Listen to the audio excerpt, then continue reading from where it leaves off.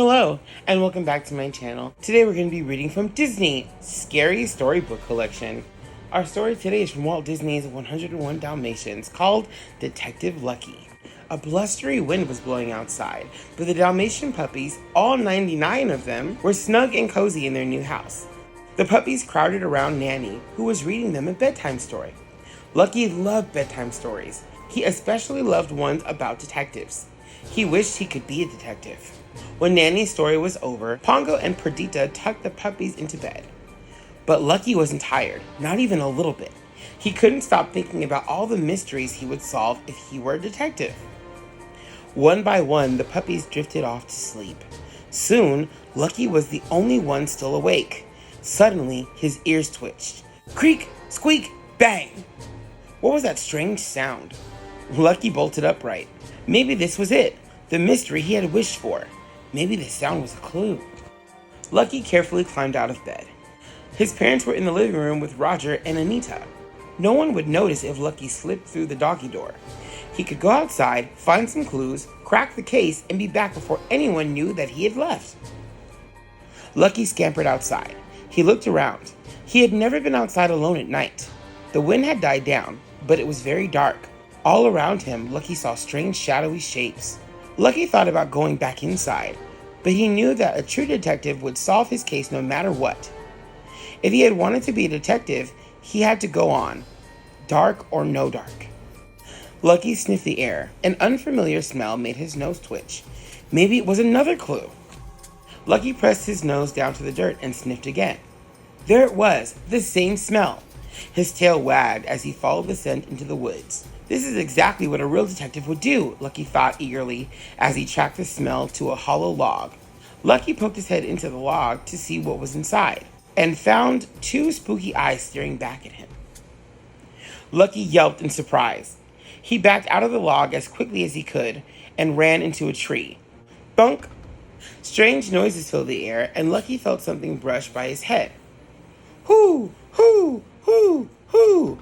Flap, flap, flap. Whoosh! Lucky was surrounded by spooky sounds, and he didn't know what was making any of them.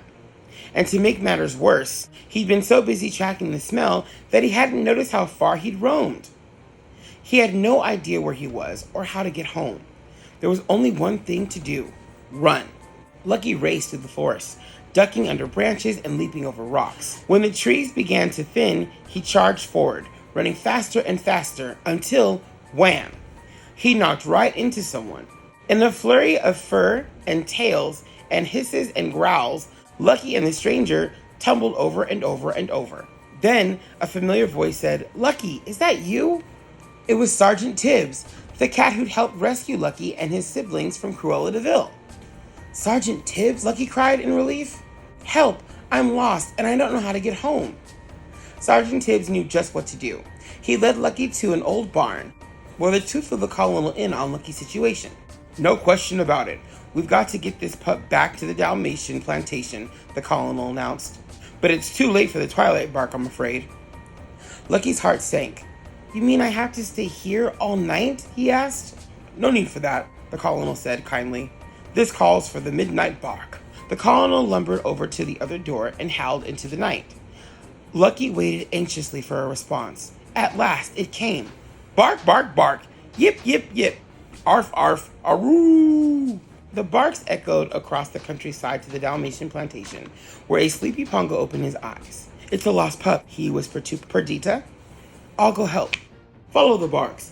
They'll lead you home again," the colonel told Lucky. "Good luck, lad." "Thank you," Lucky told the colonel and Sergeant Tibbs.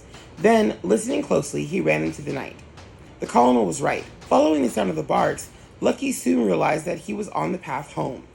And now that he was less scared, Lucky was able to solve the mysteries that he'd stumbled upon, even the creaky old gate that had started it all.